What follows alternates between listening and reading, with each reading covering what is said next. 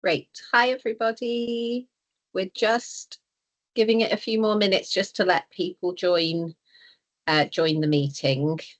So we'll aim to start about 2 minutes past, just to let people whiz out of their last worky things that everyone's doing and in to join us. So yeah, thank you for being here, and we'll get going shortly.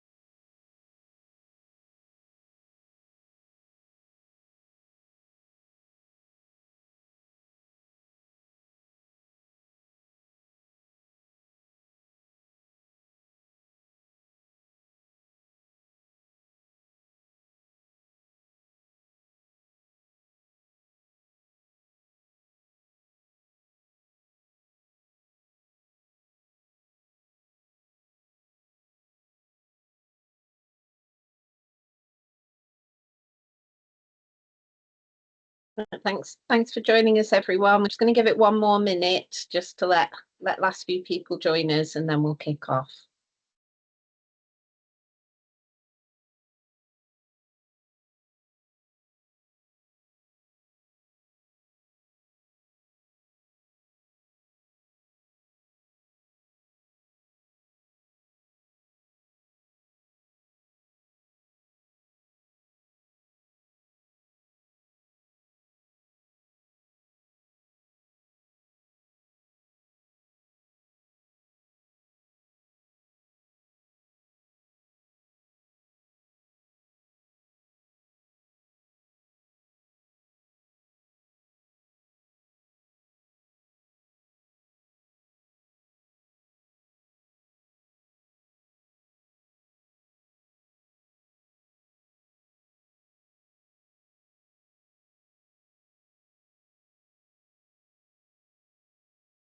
Okay, I think we'll get going, and I'm sure if other people come to join us, they come and join in when they're ready. So welcome to our second Measure Up open webinar. We're really pleased that you're here and joining us today. So the topic that we've got for today is engagement, or the secret ingredient to measuring social value, or talking to people. So I've just been thinking I've come on here to talk to you about talking to other people. So it's all getting very meta. But just to give a bit of an introduction to MeasureUp. MeasureUp's a project or a program that's been developed over the past few years, which is aiming towards better, more open, more transparent social and environmental measurement and valuation practice. And we're working on that by sharing resources, sharing practical guidance, and sharing knowledge and skills. And really, that's what today's session is a part of, that knowledge sharing. The program's been co-founded between through a partner model between three partners. So PRD, State of Life, and Impact Reporting. And today's session is hosted by myself, Catherine Manning. I'm the Head of Impact Practice at Impact Reporting and the Programme Director for MeasureUp. And our speaker and expert today, who's going to talk you through all sorts of different parts of engaging with people, is Sarah Wheel-Smith, who's joining us from PRD and has a wealth of experience in stakeholder engagement and in defining social and environmental needs for places, tracking and evaluation practice. So our topic today, we're often, as sort of social value and impact management based practitioners, we're often asked what's the best method for measuring social value and measuring impact, or what's the best tool. And I suppose I'd always point to say, what's the best tool? It's when we're talking about impact on people's lives, it's people, it's talking to those people and listening to them and believing them when they tell you what the things are that have changed in their lives. So if we're wanting good quality data, then getting that data straight from the person or people who are experiencing the change in their lives is definitely going to be one of the best sources. So we talk about, we've sort of titled this this a secret ingredient of social value measurement. However, as I'm sure lots of people on the line will be aware, engaging with people really is at the core of lots of methods and guidance and standards of social value and impact measurement and valuation practice. One core set of practice or standards is the social value principles, and involve stakeholders is principle one of that set. Within the MeasureUp approach, when we talk about involving people or talking to people or engaging stakeholders, we're really getting to the gold level of the measurement and valuation practice, and then the gold plus, where you're actually talking to people and getting evidence of amounts of change that have happened in people's lives, rather than estimating potential value that could be created in people's lives. Was one of the co-founders of MeasureUp would say, Will Watt from State of Life, I heard him say one time, if we're claiming to be improving people's lives, we should at least have the courtesy to ask them if we've actually done so. And that always stuck with me as a really key point. So if we know that this is good practice, we should be involving stakeholders or talking to people. How do we actually go about doing it? I'm sure many of us have tried some form of engagement, perhaps to varying levels of success, or we've been on the receiving end of various types of engagement to varying degrees of success. So what does good quality engagement actually look like? And that's what we're going to be talking about and learning more about today with Sarah. So what we're talking about within our session today, the format, we're going to go first into some key practice principles and foundations, and then we're going to be walked through how we'd go about identifying your people, your different groups of people that you could be impacting on. Then we'll look at different types of engagement techniques, and then look at how to do this engagement through using MeasureUp. So just a few housekeeping points before we get going. We do ask, there's quite a lot of people on the line here today, so we do ask that you keep yourselves on mute, but we do have the chat open and there's the Q&A open, so please do say hello to one another and to us in the chat. You know, make comments, share resources. I'm sure there's lots of people with loads of experience on the call today, and we'd love to hear from you, and I'm sure other people on the call would love to hear from your experiences as well. So do chat and share. Do ask questions in the Q&A. As Sarah's talking, I'll be trying to answer where I can, but we'll also leave some time at the end to be able to answer your questions live as well. We are recording the session, so and it will be shared with everyone that signed up afterwards. The way that that'll come through in the main is that the chat will stay open, so the recording will just become available in the chat, and people can continue to chat and share resources in their post session if there's anything that people want to keep on talking about afterwards.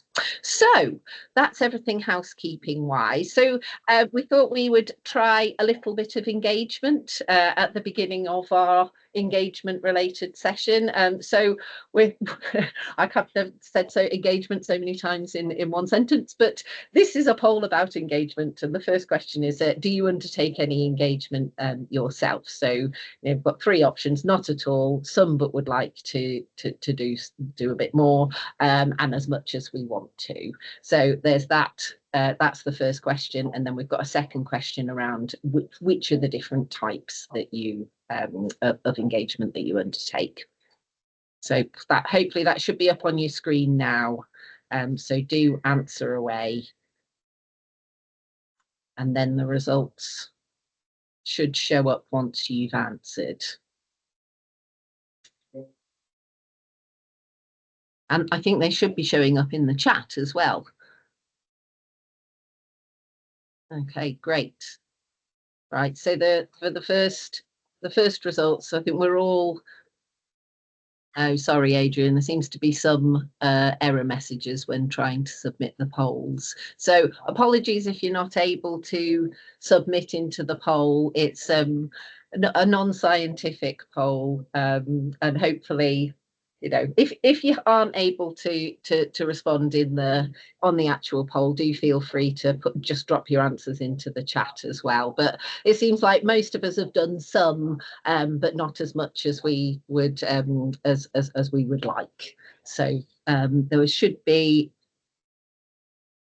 I think there was another poll about different types, but perhaps if that's not able to come up, perhaps you could just share some of the different types that you've actually tried. Here we go. Here's the second one. So you can choose the different types of engagement that you've done. And that will give us a little bit of an overview.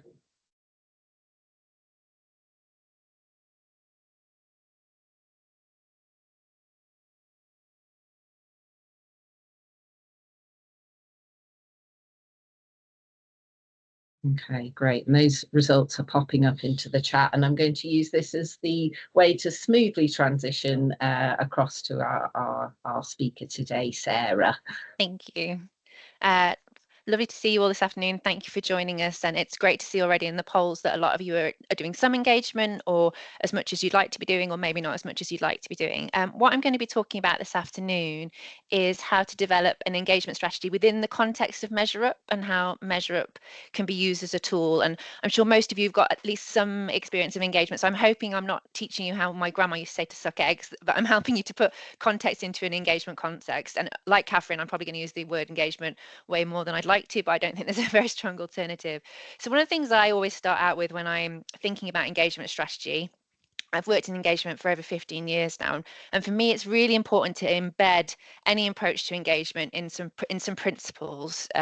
I tend to use the Quality of Life Foundation's principles, because that talks about the importance of being accountable, effective, transparent. It also makes sure that we think about our approaches to ensure that they're inclusive. A key thing with any process is timely. So when you're thinking about measuring your social value, for example, when is the right times to be doing that? Do you need to do some at the front end to understand where you are now, so you can measure your impact over time? And we'll talk about that this afternoon. We try to think about how we can use an engagement process to support mutual learning. So that can be sorry, I will speak slower. That can be the learning within your project team. It can be the learning with your community. It can be learning across all sorts of partnerships. And it's really important that an engagement process thinks about how it can demonstrate impact. In this context this afternoon, we're specifically going to be talking about social value impact, but being able to demonstrate the impact of your project or your initiative is really important. And another thing that sometimes gets overlooked is, how do we share the findings of an engagement process? How do we feed back to those who participated, so they can see how we've used what they've told us and how it's affected our decision making moving forward? So for me, for any engagement strategy process, we build on these foundations. So we'll talk this afternoon about how we identify stakeholders and how we think about the right people to talk to.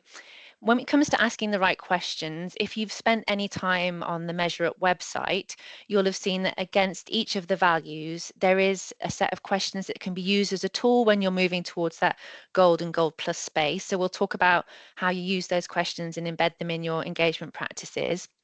Using the right methods is really important. Different methods will work for different questions. Different methods will work for different audiences. One of the things that will affect what methods you use might be the capacity of your team, or how much time you've got to work to. Which brings me to the next point about the right time. I mentioned earlier, you need to think about when you have to talk to people in order to measure your impact. So you might want to do some at the front end to create for you a baseline so you can see the difference resulting from your project or initiative. You might want to take some sense checks during the lifetime of the project. And obviously there's a point at the end when you want to look at the cumulative effect of what you've done. And as I mentioned earlier, providing feedback is really important. We're seeing a lot of consultation fatigue at the moment, people feeling that they're over consulted and under engaged. One of the ways that we can show people the power of taking part in community engagement is to show how their input and their feedback is used. So that's a really important part of the process. So Catherine has already mentioned the social value principles, which I've got on the slide now. And right there in the center is the idea of involving stakeholders. So when we're designing an engagement process around MeasureUp and around the idea of measuring a social value impact, we really do, as the diagram shows, need to put those stakeholders at the heart of the process. It's not for us to assume what the value and the impact is. It's for us to explore and understand that with the community. And I'll talk this afternoon about how you can identify that community and how you can work collaboratively with them. But as Catherine mentioned earlier, the answer is to talk to people and have conversations with them. But it's creating that structure around those conversations so that you can get what you need that's really important.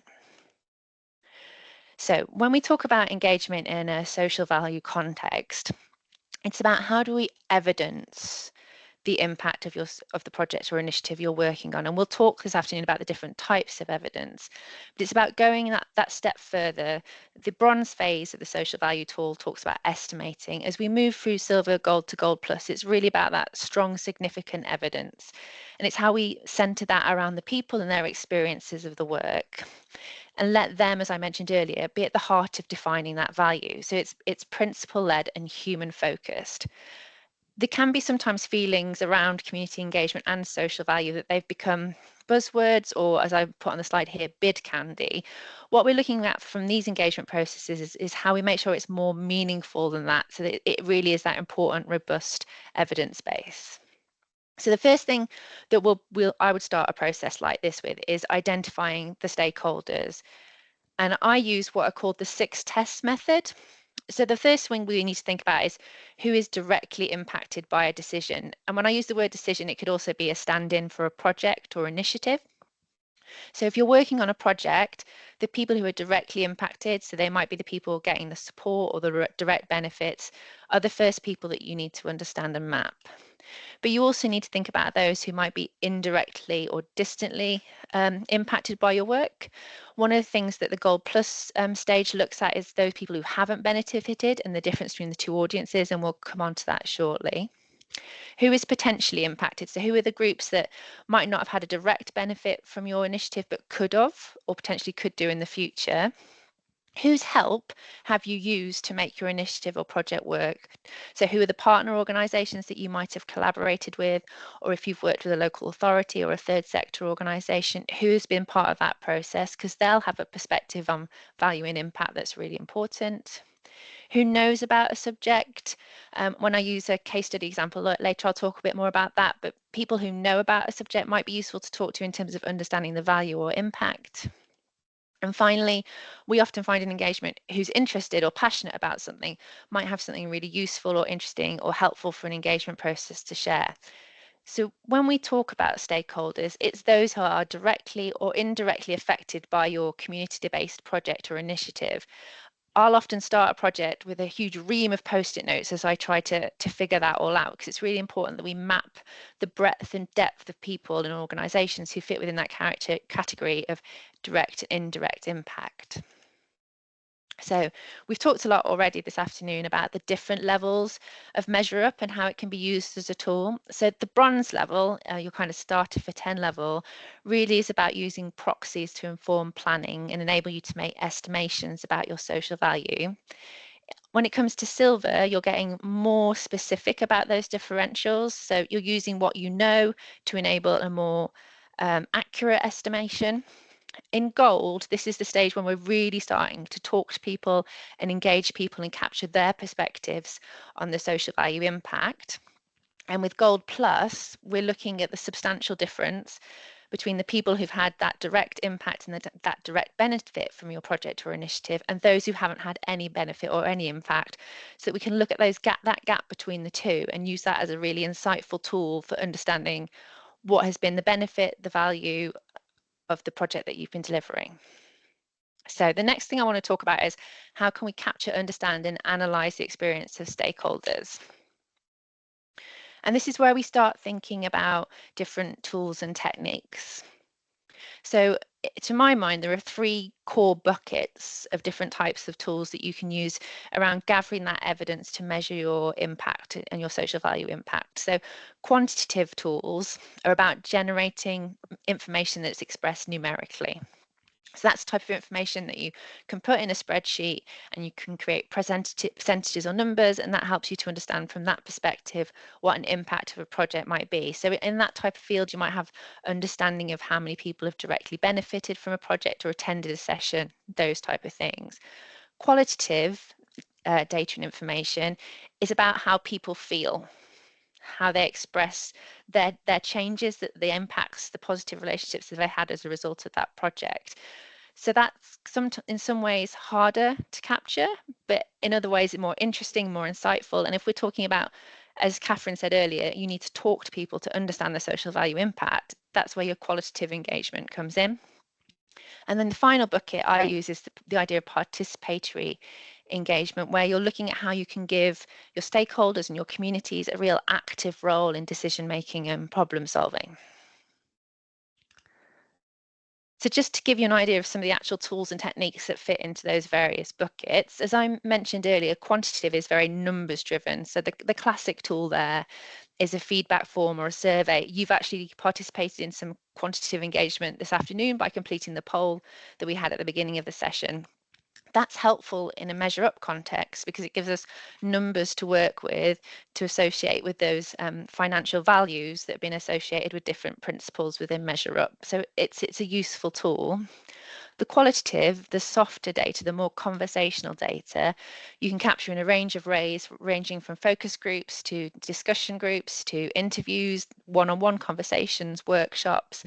One of the things that I think is quite useful in a social value context to explore is this idea of most significant change. So that's the idea of talking to participants about what the most significant change is that they've seen as a result of being involved with an initiative or project. So an example I often cite is an evaluation I did for a community shop project. And we interviewed all the staff and all the volunteers. And one gentleman said that his most significant change was that his wife now left the house, and she hadn't previously for a number of years. I'm not sure that we would have necessarily captured that on one of our feedback forms or one of our questionnaires, but that was a really important impact for both them as individuals, but for the project as a whole in terms of getting people involved with the community, which is the aspiration of the shop. So using those qualitative, softer ways of engaging can capture insights that you might not have got in a more traditional quantitative way that can really show the value of the work that you've been doing. And in terms of participatory, you can look at things like co-production, public meetings. You could look at, could you participatorily budget your initiative with people who are benefiting from it? There's all sorts of ways that you can think about how much power can you give the people that you're supporting to make decisions about the project you're delivering, and therefore give them a role in having more impact. One of the really important things I think is making sure that right from the beginning of your social value project or initiative, you think about how you can embed your engagement, because that way you'll make sure it's happening at the right time, you'll make sure you're speaking to the right people. So the MeasureUp tool is really helpful for this because it helps you to understand what you need to understand and what you need to be able to measure. So that in turn will help you to understand who you need to engage with. And MeasureUp does actually give you a really clear starting point in terms of what questions you can ask. You should evolve those and think around them. And that in turn will inform your methods, as I mentioned earlier. Another thing that's really important to think about is what resource do you have available? What capacity do you have within your team? What spaces do you have to bring together and plan within that so that you're able to deliver it effectively? And as I mentioned previously as well, really do think about how you feed back throughout your engagement process. Another thing to think about is how you engage with those people who will not traditionally participate in community engagement, especially if you're looking at that gold plus layer where you need to speak to not just the people that you're working with directly, but the people who are not benefiting from your initiative as well. One way that we will usually do that is to work with organisations that they trust. So for example, when we've looked at some work around housing and Wolf and Forest, we've collaborated with organisations like Citizens Advice Bureau and Shelter to reach people who wouldn't classically take part in community engagement. It's really important that you design the approaches with them so they feel comfortable and able to have conversations with you. So that's where you might do a mix. Some people love being in a focus group and having a chat with loads of different people in the room. Other people want to talk about things on a one-to-one basis.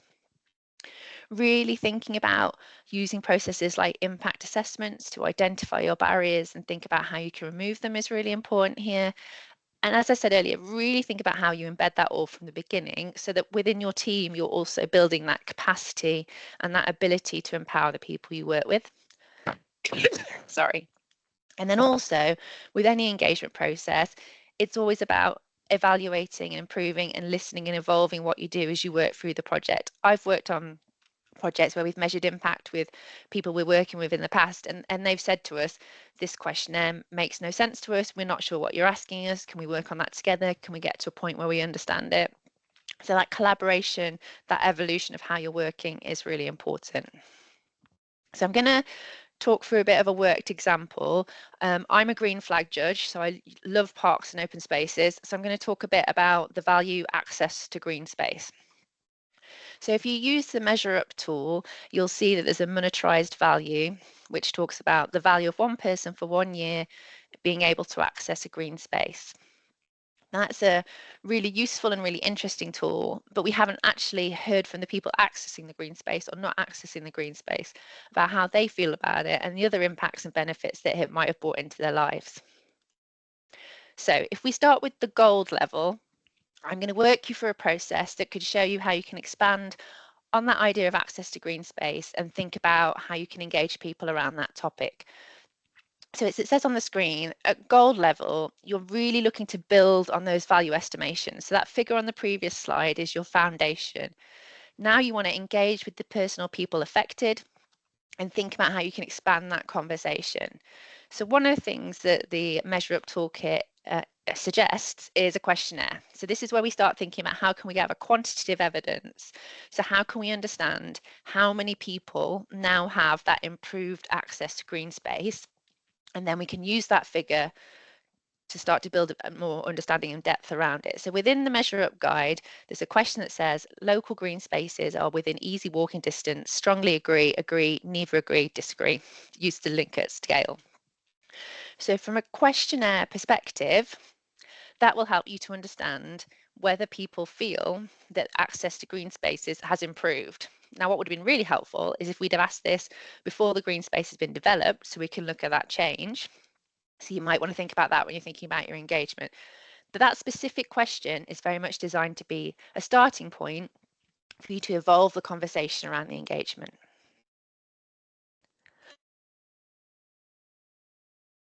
So coming back to this, what do we need to understand and be able to measure to calculate the impact of that intervention? So the answers around that are right. What has changed? What change are people experiencing because they've now got access to that green space, or there's a new green space in that area? And how much of that change can we measure, and how much does it happen for each people? So if you're thinking about potentially a new green space in an area, there might be a doorstep or a neighbourhood community who've now got access to a green space they didn't have before. What is happening in their lives as a result of that? Are they spending more time outdoors? Is that benefiting their health, their physical health, their mental health? These are all the type of things that we can capture through engagement. So we start with those 6 tests I mentioned earlier and figure out what the stakeholder map will be from that. So we just start with that list of all the stakeholders, so we think about who we need to engage. If we're talking about a green space, the classic one is going to be the people who use the green space and the people who don't use the green space. So within the people who use the green space, you might start with specific individuals. That might be everything from dog walkers to rugby players to kids playing football in the mugger. All those different people are going to be stakeholders. So let's start to think more about how we can evolve those questions that we're asking so that we can get that better understanding. And this is a process you can do with any of the principles or values within MeasureUp. Start with the question it gives you as that guidance point, and then expand that point from there. So using this green space example, We might talk about increased access to green space. How can we measure that? How can we measure the change and benefits evolved with that? One of the things I always reflect on is we say change, we can't necessarily assume that all change is positive change. So we should be thinking, how do we capture both positive and negative changes? So for example, I'm lucky enough to live right next door to green space. I love it. My neighbour's less keen on all the footballs that end up in her back garden. So we do need to think about the different types of change. Is there anything that's unexpected as a result of the new project or the new green space? Excuse me. And also think about, when you were designing the social value initiative or project, what did you expect to happen? What did you want to happen as a result of that? And is actually what's happening on the ground different? That's not necessarily a bad thing, but are we making sure we're capturing that difference? And then think about the situation or circumstances that might affect a person's experience of the initiative or project that you're working on.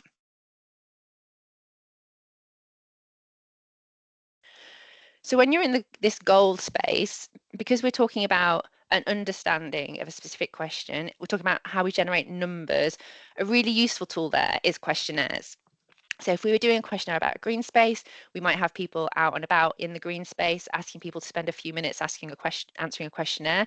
We've actually had colleagues in Dublin this week working on a park project, looking at the social value impact of that, standing in a park, offering people free coffee vouchers to get a questionnaire filled in, and that's really interesting and really successful.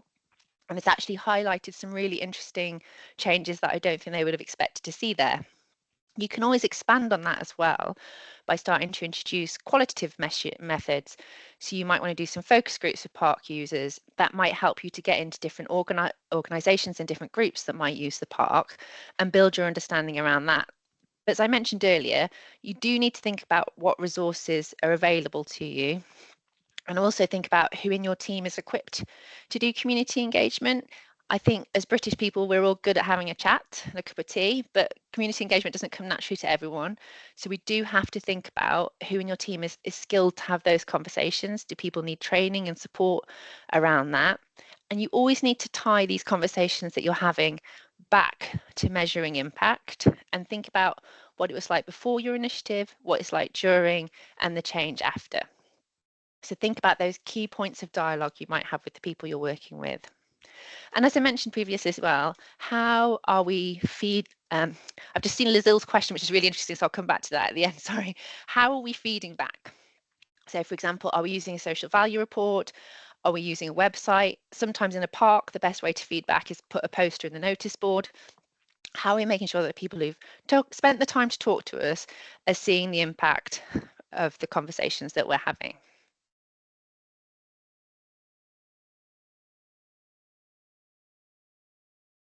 Excuse me.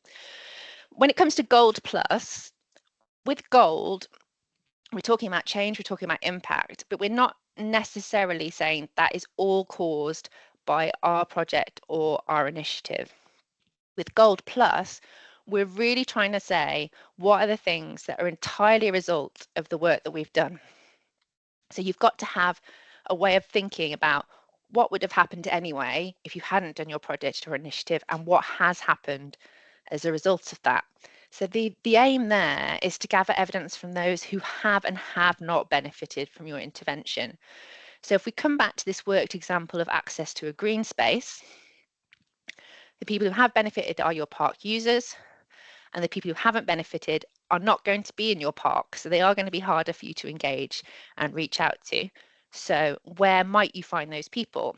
So we did a similar project in Manchester. We spent a lot of time in nearby high streets. We spent time in the schools. We spent time with other organisations, speaking to people and saying proactively, if you're not a park user, we still want to speak to you. We still want to hear from you. We still want to understand what's happened there and why you're not using the space. I'm just going to jump in on this point, Sarah, because there's been some questions in the chat around discount factors or causality factors or counterfactual and all of this. So currently within the MeasureUp approach, that checking of what would have happened anyway, or how much of this impact is attributable to us and our project. We dealt with that or included that at the Gold Plus level. But there is some guidance and discussion about how to think about that discount, or that how much is down to us at the bronze and silver levels as well. That's something that we should be thinking about, no matter the level of measurement we're at or the level of estimation of the value. There should be that consideration of how much of that is down to us and how much is perhaps would have happened anyway or is down to other things that someone's engaging with. I've shared the links to the guidance and the resources that are on the website already in the chat, but we definitely recognise this is an area for development, and we're looking at developing some better guidance for the bronze and silver levels as well as some more specific examples of how you could properly estimate that counterfactual and the attribution, and other factors for each of the more individual values. Yeah, I've got an image in my mind of us ending up with a bronze plus and a silver plus as well, so that we'd know, you do your value estimate and then you do a proportionate and reasonable version of an estimate of how much is down to you and how much is down to other things. So yeah, that just wanted to jump in and add that on this part of the discussion. It was well timed, Catherine, because I had a massive frog in my throat, so actually it was There really you go. useful.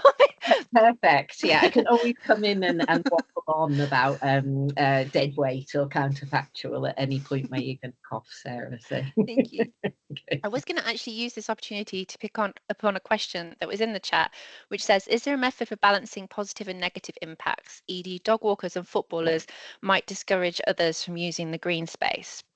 I would say, as a green flag judge, this is always a challenge. And I actually remember when I did my green flag judge training, we had quite a heated debate about the presence of groups of teenagers in parks and whether they're a good thing or a bad thing. I think the key thing I would suggest is, how do we explore that issue and how do we understand if they are seen as negative by other groups in the primary? So you might be able to use your tools like your questionnaires or your focus groups. You might find, if you ask footballers, they might say the dog walkers are a problem because there's always mess on the pitch and that disturbs our Saturdays, and you might get other perspectives around it. We worked on a project, for example, where there was a conflict, shall we say, in perspectives between dog walkers and park runners on a Saturday morning. So I think the first thing to do is to evidence that difference in perspective, to check that it's, because all of this social value impact engagement is about us not making assumptions. It's about us understanding if that's an actual challenge. So if we use the questionnaire or focus groups or other tools like that to see if there is that kind of positive and negative impact imbalance, then we can look at how we might think about that in terms of, I'm not sure there's a way where you can balance it out, for example, but there is a way to understand those different perspectives, and then you can explore them collaboratively. And when you work in parks and things like that, models like friends groups or panels can be really helpful to those kind of conversations. But for me, it's important to measure all perspectives and understand all perspectives, and then we can kind of see where everyone's coming from and look at that in the round and explore, are there solutions or are there ways of thinking? I'm not sure it's necessarily about saying that one's more balanced than the other, if that makes sense, but happy to have a more significant chat about that offline if that would be useful. So I just wanted to talk through a case study about a project that I worked on in Manchester for a park, and how we looked at social value and how we measured that in that context. So this is a park, it's a lovely park in Manchester, and the aspiration from the council was to turn it from being a neighbourhood park into more of a destination park, with the idea that you bring people from further afield to the park. But we also wanted to make sure that the park still met the needs of that local doorstep community. So we were talking right from the beginning about how things like, could we generate income from the park? Could it become self-sustaining? We also made sure that those conversations talked about social value as well, that the idea of value wasn't just about pounds and pennies, it was also about that social value. And we worked really closely using focus groups, working groups, panels. We spent a lot of time out in local schools and out at local community events, asking the community to define why the park was special to them already and where they felt there was scope to expand and add value to that park from a social perspective. And we used lots of really interesting and creative approaches. So we did storytelling projects with local schools. We asked them to think about how they tell their lifetime of experiences with the park. We spent a lot of time in older people's homes and heard the stories of their relationship with the park, but we also were able to see why they weren't visiting the park anymore and how we may be able to make the space more accessible for them. And those conversations and those approaches around how we thought about social value moving forward were all put into the strategic thinking about the park and the strategic plan for the park. And that was a combination, of both quantitative and qualitative engagement. I'm sorry. And we made sure throughout that process that we were sharing our findings with the community so they could challenge us on certain things or push back on certain things. So one of the things we had quite a lot of conversation about was the community loved the play area. They thought it was a fabulous play area. The friends group thought it was a terrible play area.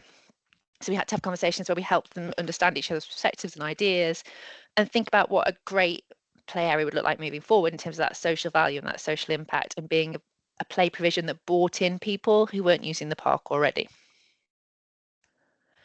And what we really learned from this process is that it's really important to think about social value as a fundamental outcome of investment, and also to think about social value in that engagement context right from the beginning of any conversations about a project, so that people have that understanding of what you're seeking to achieve right from the heads up, really.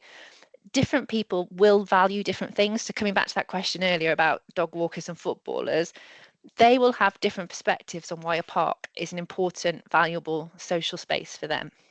So it's important to capture those different ideas and perspectives. And we shouldn't be limiting what people can tell us. We should be enabling them to tell us what they think is important to them about a space, a project, a benefit. You also need to think about how we plan stakeholder engagement in the context of a wider project. It's not about putting it to the side, it's about making sure it's right in there at the heart of the process, because we often found that the conversations we were having about social value had a knock-on effect, for example, about how the landscape architecture team might think about accessibility to space. And it's really important to think about how you empower participants so that they can shape how they're working with you, how it can be a collaborative process, and think about those people who are seldom heard. So we talked earlier about the Gold Plus and thinking about how do we reach the people who are not necessarily directly benefiting, really thinking about that right from the beginning, using that stakeholder mapping process to identify where they might be and how you might be able to talk to them. So for me, the key takeaways around this are really start with what you are doing and who you are doing it with. And that stakeholder map, when we approach engagement, we're rewriting it constantly, because when we have different conversations or different perspectives or things change, your stakeholders are going to change with it. It's not for us to define what's meaningful for Measure, it's for the communities you're working with to define that. Think about the values that MeasureUp have got. Are there ones that connect with that? How can you use that as a starting point? I actually think that MeasureUp is a really interesting tool to use with communities and to ask them about which values and principles they think the initiative's going to deliver and how they think it's going to deliver. I would always say when it comes to engagement, go back to those principles, really put them at the heart of it. I mean, by doing so, you're putting people at the heart of it, and think about this as an inherent and embedded part of your project. It's not really about adding it on at the end. And finally, when it comes to engagement, I think there's real value in keeping it simple, having those really interesting and open conversations with communities, but in a way that works for them. And I'm really sorry about my cough and my frog in my throat, but now we're going to move on to the questions. So I'm going to ask Catherine to come back.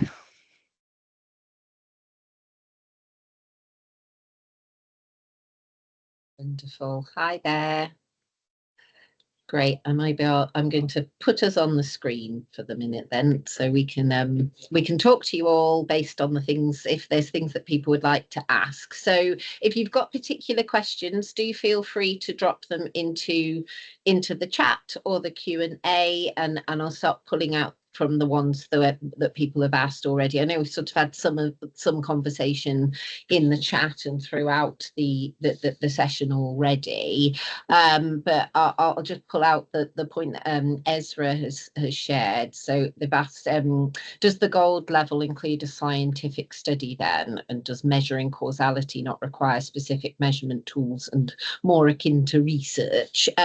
So I have put, sorry, it's a rather lengthy response in the chat there, Ezra, but just to sort of pick up on that point, I think it's a really good question.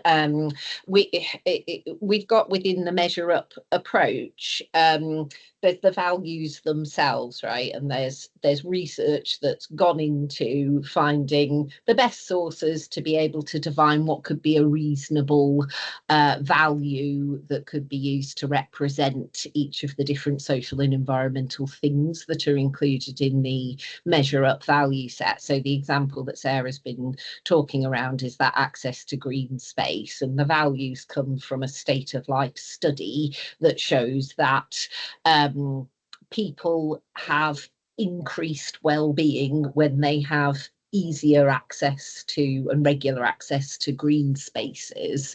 So there's particular questions that were in the original source of the data that's gone into defining the particular value that's then included in the MeasureUp set.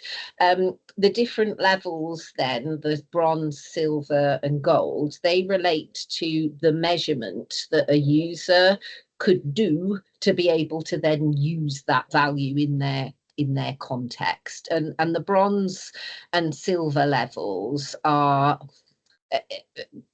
data that you could probably gather yourself within your own organization, and it's more sort of estimation of potential value by saying we're going to put this green space in this area, and we know there's this many people that live close by, and therefore we estimate that this many people will be affected. And we could do use the well-being value to calculate that it's likely that a number of people will improve their well-being because of that project.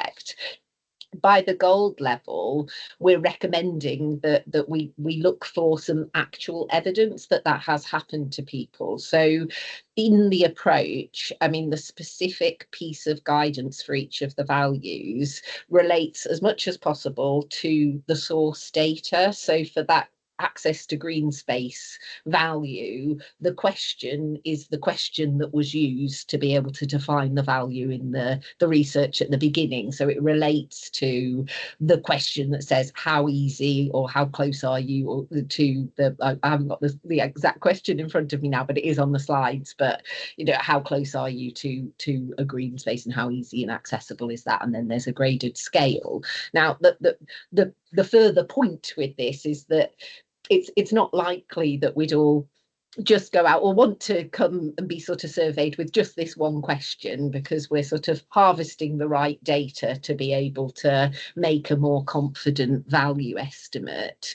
It's an opportunity for us to put into place all of the types of practice that Sarah's been talking us through, where we can actually engage with some of the people who are hopefully positively impacted by our project and find out what is most important to them about the thing that we've been putting into place. And some of that might help us then to update our value estimate and get more confidence in the actual value that's been created versus the estimate. But it's also a really good opportunity to check that we're measuring the right things.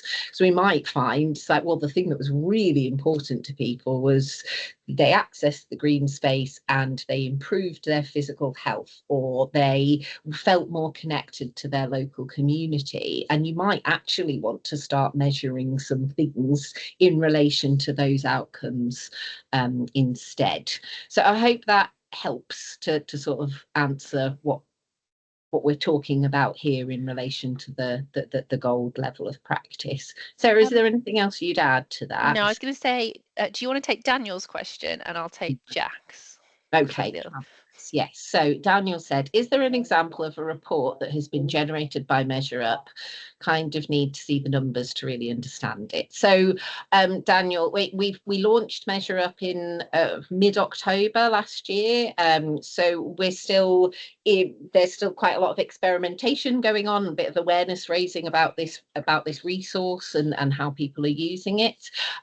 We've got a pioneer organisation who sort of started off with us on the MeasureUp journey before the public launch. That's a company called Related Argent, and they have published their first ESG report that includes using the MeasureUp values. So the process that we've been through is looking developing a social impact strategy and a measurement framework that's aligned to the MeasureUp values that are appropriate in their context. And so they've started to use those and gather data in relation to that framework over the last year. We say year tentatively because I think it might be slightly longer than that, but so don't quote me on a full year. But and that's now been published in their ESG report, so that's available on their website. There are other organisations that are starting to use the values and the MeasureUp approach as well, and we are offering informal up to formal support for people who would like to experiment with the value set and get some feedback on using it. So I hope that helps. So I'll pass over to you, Sarah, shall I? Okay, Jack has asked, do you have any hints or tips to encourage participation and engagement to measure impact? We deliver a skills program for young people, but a lot of our users are quite limited with capacity as youth workers, teachers, etc. So how do you prioritise measures or gather data when time is restricted? So I'll start with the first question about encouraging participation. I think this is where it's really about thinking about the audience that you're trying to engage with and what's going to work for them. So this is a word I hate, gamify, but sometimes when we're working with young people, we might gamify how we engage with them. So for example, we've used Minecraft in a project in Bristol as a way of thinking about spaces and places and how we can measure the impact of different initiatives there. And we've also used in other projects, literally out in a field, running around, playing a game as a way to understanding what people think is important and measuring the impact of what's important to them. And then when there are limited capacity and time, can you build the engagement in as part of an existing activity? For example, can it become part of something that you're already delivering? If they're learning a certain skill, can engagement be part of that skill?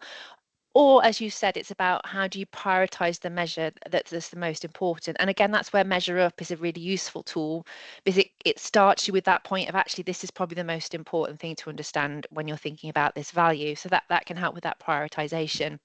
But one of the key things around building your engagement strategy is thinking about the time that you do have available for those conversations. So planning that accordingly is really important. I hope that's given you at least part of an answer to that question. I think the other ones might be for you, Catherine. Yeah, great. Yeah, sorry, I'm just whizzing up and down the chat. You know, when you found the question and then I pressed something and it all disappeared. So yes, I'm back. So Michaela, you've asked a question about, do we know what reporting tools currently use MeasureUp? I presume you're thinking about that in terms of software platforms.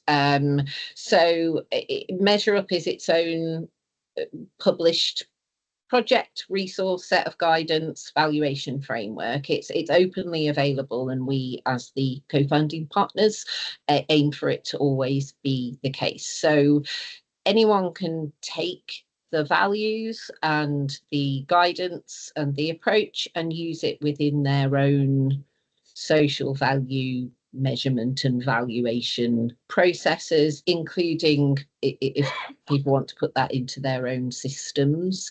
As one of the founding partners, Impact Reporting, company is primarily a software company that have a data management system that is specifically for impact data. So we have the MeasureUp values and the 3 to 4 tier measurement approach embedded into the software system. So I hope that helps, Michaela. Ricardo, you've asked a question about are there any table spreadsheet sources of monetary values? And yeah, thank you for sharing those DEFRA greenhouse gas reporting conversion factors. So there are some. It is a great question. So MeasureUp, the sort of one of the guiding principles or the core reasons behind MeasureUp is to start doing more social and environmental valuation and measurement practice in the open and being more transparent about what practice is out there. So both the good and then recognising where there's limitations in what we've got available at this point in time. Luckily, we're not the only ones who think that this is an important direction of travel for this practice, so that we can all share more and get better at this together and hopefully understand more about what the different measures and the values themselves actually mean.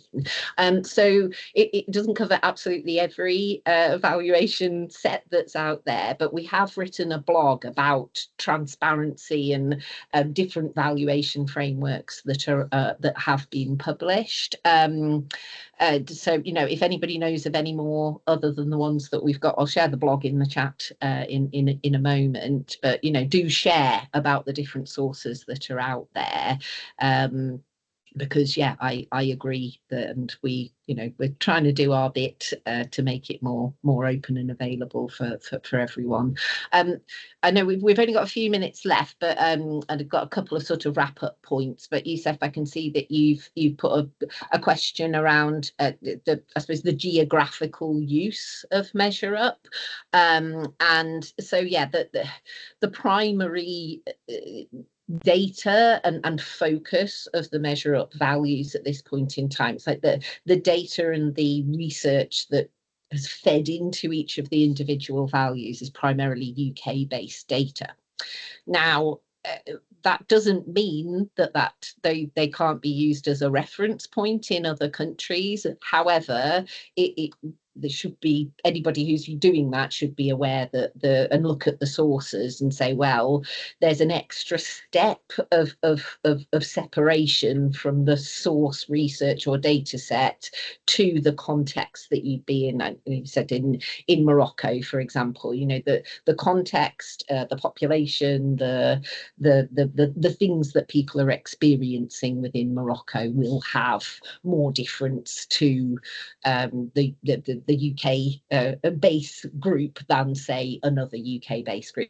But I mean, it's a similar thing for using any sort of secondary or, you know, research that isn't based on your own group, that there is that assumption then, even if it's within the UK context. Like there's a piece of research that's looking into young people who've engaged in youth activities, you know, and the base research will be about the young people that have engaged in that particular youth programme that the original report is about. There is an assumption then of using that value for your youth programme, because it's not the same youth programme and it's not the same young people. And that's where actually engaging with your group of people can be really additive to saying, well, we've got more confidence that some value has been created in these young people's lives because we've actually talked to them and they told us. But yeah, we are looking into seeing if we could do some MeasureUp type values for other countries. We've started talking to some people in Canada and in Ireland. So very open to those discussions as well.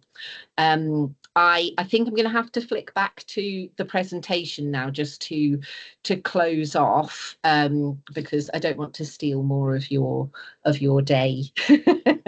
Even though I'd love to chat to people about measurement and valuation all day. Sarah, is it possible to bring the slides back? My computer's just crashed, so give me a second. Oh, that's fine. I can bring up from my side instead. Cool, thank you. Okay, bear with me for 1 second, everybody.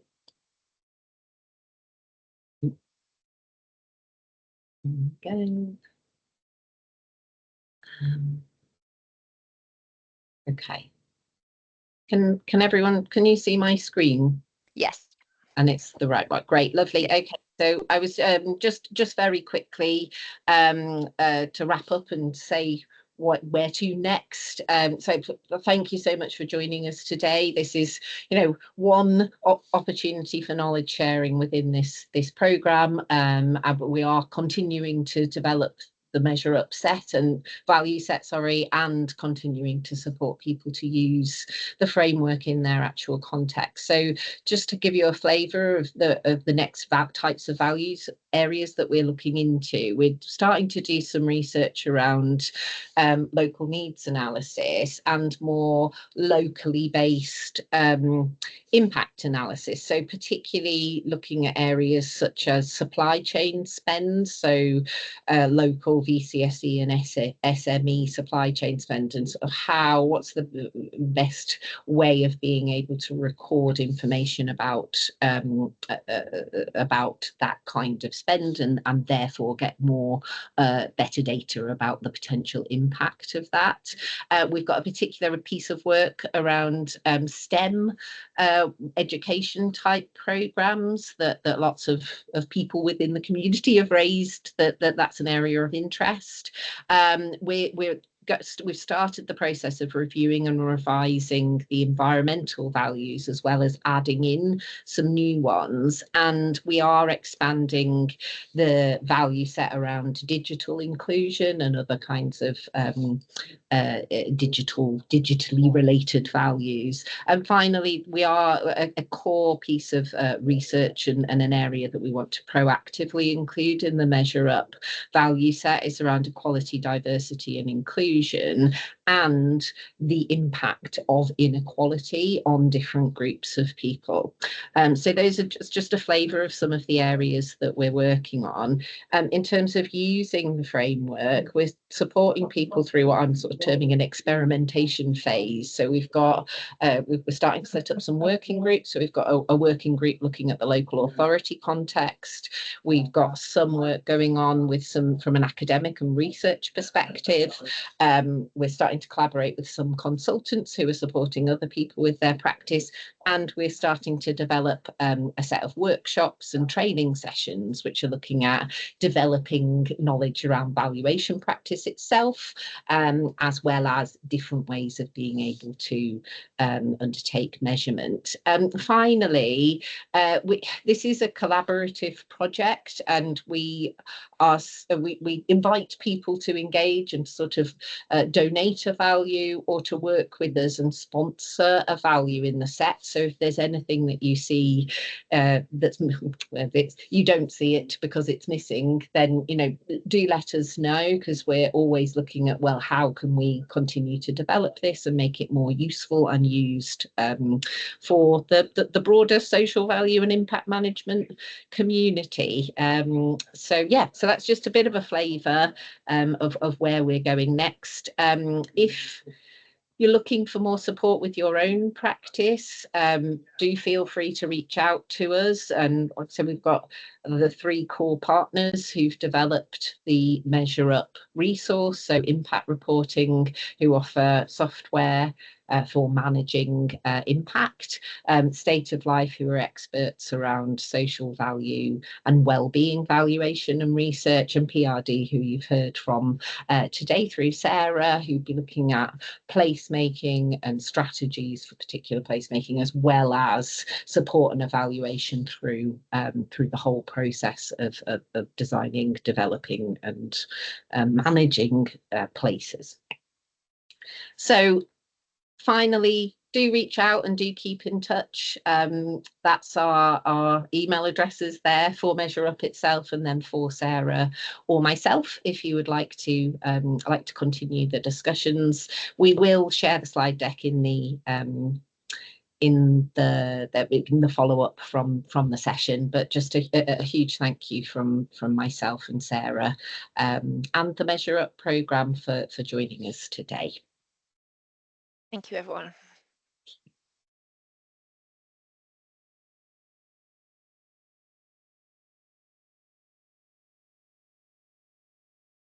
Hello.